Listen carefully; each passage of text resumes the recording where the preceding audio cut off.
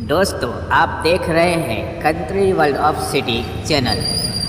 हमारे चैनल में आपका स्वागत है। दोस्तों, आज हम आपको दिखाने वाले हैं चाइना की राजधानी हांगकांग सिटी। पुराने दौर में हांगकांग सिटी किस तरह से दिखाई देती थी, तो वीडियो में अंत तक बने रहें। हम हांगकांग सिटी को कवर करेंगे। आज हम पुराने दौर का हांगकांग सिटी देखने वाले हैं और कल का जो वीडियो हम अपलोड करेंगे वो भी हांगकांग सिटी का ही होगा, मगर हांगकांग सिटी का जो बंदरगाह, पुराने दौर में बंदरगाह किस तरह से दिखता था तो वो दिखाएंगे हम। फिलहाल हम आपको पुराने ज़माने का हांगकांग सिटी दिखाने वाले हैं। आज का जो हांगकांग सिटी आप जो देख रहे हैं, जो कि इस तरह से दिखाई देता है, ये बहुत ही बेहतरीन तरीके से इस सिटी को डेवलप किया गया है। ऊंची ऊंची गगनचुंबी इमारतें आप इस दौर में देख सकते हैं। इस ज़माने में हांगकांग सिटी इस तरह से दिखाई देता है, तो ये बहुत ही खूबसूरत ये शहर है। तो आइए स्टार्ट करते हैं और देखते हैं पुराने दौर का हांगकांग सिटी किस तरह से दिखाई देता था और उसका इतिहास भी हम मुख्तसर जानेंगे हांगकांग सिटी का। तो बने रहे वीडियो में अंत तक, वीडियो पूरा देखें। वीडियो पसंद आए तो वीडियो को लाइक करें, चैनल पर नए हो तो चैनल को सब्सक्राइब करें। स्टार्ट करते हैं और देखते हैं पुराने दौर का हांगकांग सिटी और उसका इतिहास। दोस्तों, हांगकांग, जहां अब दुनिया की सबसे बड़ी गगनचुंबी इमारतें हैं, हांगकांग के इतिहास में अर्ध तटीय लोगों की एक पूर्व आदिम भूमि थी जो चावल की खेती, मछली पकड़ने और खेती में माहिर थी। पर्ल नदी डेल्टा और दक्षिण चीन सागर के संगम पर स्थित हांगकांग दुर्लभ आबादी वाले एक छोटे से क्षेत्र से शुरू हुआ, अब दुनिया के अग्रणी वैश्विक वित्तीय केंद्रों में से एक है। अविश्वसनीय रूप से अशांत लेकिन समृद्ध इतिहास के साथ चीन के दक्षिण पूर्वी तट पर यह विकसित महानगरीय शहर अब दुनिया भर में एक उभरता हुआ पर्यटन स्थल है। प्राचीन हांगकांग ह्योंगकोंग के रोमनकृत नाम के साथ, जिसका अर्थ है सुगंधित हार्बर, यह क्षेत्र नवपाषाण युग से ही अस्तित्व में था। हांगकांग के पूर्व इतिहास में खेती के शुरुआती लक्षण देखे गए थे। ऐसा माना जाता है कि शुरुआती वंशजों ने ब्रह्मांड विज्ञान का अभ्यास किया था, जिसका पता लाम्मा और लांताओ द्वीपों के विभिन्न स्थलों में पाए गए रॉक नक्काशी से लगाया जा सकता है। 25 ई से 220 ई के बीच इस क्षेत्र में पूर्वी हान राजवंश ने चीनी शासन का विस्तार किया। इसी समय के दौरान क्षेत्र के 5 प्रमुख कुल एक के बाद एक अस्तित्व में आए। 16वीं शताब्दी के अंत तक 5 परिवारों तांग, हाउ, पैंग, लियू और मैन ने कई अन्य कुलों के साथ इस क्षेत्र में अपना निवास शुरू किया। प्रारंभिक चीनी साम्राज्य किन राजवंश।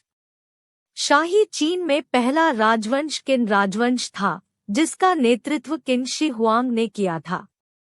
हांगकांग ने पिछली शताब्दियों में किन से शुरू करके ज्वलंत शासकों को देखा है। हांगकांग को कवर करने वाला वर्तमान क्षेत्र 3री शताब्दी ईसा पूर्व के दौरान क्यून राजवंश की छत्रछाया में नुयानू साम्राज्य का एक हिस्सा था। उसके बाद से यह चीन का एक अघोषित हिस्सा था। हांगकांग के इतिहास में इस समय के दौरान क्षेत्र पन्यू काउंटी के अधीन था। विभिन्न शताब्दियों में शाही चीन में नए राजवंशों के सत्ता में आने के साथ मंगोल आक्रमण के दौरान युद्ध और अकाल के कारण मुख्य भूमि चीन से इस क्षेत्र में आप्रवासन शुरू हुआ। नमक उत्पादन, मोती व्यापार और मत्स्य व्यापार जैसे कार्यों में शामिल होकर प्रमुख कुलों ने इस प्रवेश द्वार में अपना निवास स्थान शुरू किया। जबकि मंगोल काल धीरे धीरे समाप्त हो रहा था, मिंग राजवंश ने चीन पर शासन किया। क्विन राजवंश से पहले, जिसे ग्रेट किंग के नाम से भी जाना जाता है, ब्रिटिश उपनिवेशवाद से पहले शिनान काउंटी के तहत चीन छोड़ने वाला अंतिम राजवंश था और अंततः पीपुल्स रिपब्लिक ऑफ चाइना बन गया। 1644 से 1911 तक जो दुनिया का 5वां सबसे व्यापक काल था। किंग राजवंश इस क्षेत्र में रहा। ब्रिटिश उपनिवेशीकरण 19वीं सदी की शुरुआत तक इस क्षेत्र में ब्रिटिश साम्राज्यवाद पूर्ण रूप से अस्तित्व में था। चीन से यूरोपीय देशों में चाय के आयात पर अत्यधिक निर्भर होने के कारण इस क्षेत्र में ब्रिटिश व्यापार बहुत तेजी से बढ़ रहा था। इसके तुरंत बाद ब्रिटिश ईस्ट इंडिया कंपनी के साथ चीन के बड़े हिस्से में व्यापार में असंतुलन होने लगा। इस असंतुलन को ध्यान में रखते हुए अंग्रेजों ने एक चतुर चाल चली। चूंकि चीन के पास प्रचुर मात्रा में चांदी थी, इसलिए ब्रिटिश व्यापारियों ने चीन को अफीम की पेशकश की, जिसकी चीन को जरूरत थी। अफीम खरीदने के लिए चीन के चांदी के समृद्ध संसाधन इस क्षेत्र से खत्म हो रहे थे। साथ ही पूरे क्षेत्र में अफीम की लत के बढ़ते प्रसार का एक और गंभीर परिणाम हुआ। इस समय के दौरान चीनी सम्राट चिया चिंग ने चीन में अफीम के व्यापार पर प्रतिबंध लगा दिया। उसके बाद उनके बेटे ताओ कुआंग ने वाम्पोआ और मकाओ में भी इस पर प्रतिबंध लगा दिया। देश में अफीम को अवैध घोषित किए जाने के तुरंत बाद अगले 2 अफीम युद्ध छेड़ने के लिए युद्ध क्षेत्र तैयार हो रहा था। अवैध अफीम व्यापार के बाद से ही ब्रिटिश व्यापारी भारत से चीन तक अफीम की तस्करी कर रहे थे। यहाँ तक कि तुर्की ने चीन में तस्करी के दृश्य में भी महत्वपूर्ण भूमिका निभाई। इस प्रकार 1939 में प्रथम अफीम युद्ध शुरू हुआ, जो 1942 तक अफीम की तस्करी, वित्तीय क्षतिपूर्ति के कारण नानकिंग की संधि के कार्यान्वयन के कारण चला। इस संधि ने चीन को हांगकांग के क्षेत्र में 5 संधि बंदरगाह बनाने और उसे छोटे द्वीपों से घेरने में मदद की।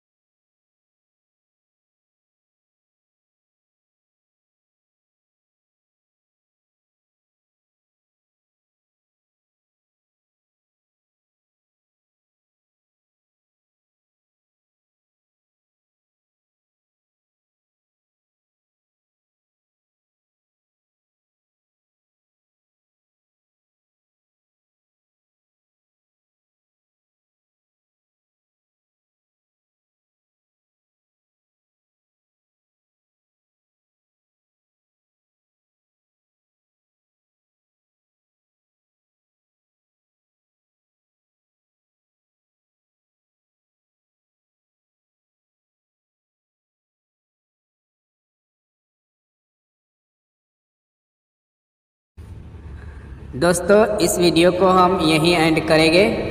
और ये हांगकांग सिटी थी, जो कि पुराने दौर में इस तरह से हांगकांग सिटी दिखाई देती थी, और उसका मुख्तसर इतिहास हमने आपको सुनाया। और कल उसका पार्ट 2 हम अपलोड करेंगे। उसके साथ हम आपको इतिहास भी सुनाएंगे और हांगकांग सिटी का बंदरगाह दिखाएंगे कि पुराने दौर में हांगकांग सिटी का बंदरगाह किस तरह से दिखाई देता था। तो इस वीडियो को हम यहीं एंड करते हैं। फिर मिलेंगे किसी और वीडियो में। तब तक के लिए आप अपना ख्याल रखें।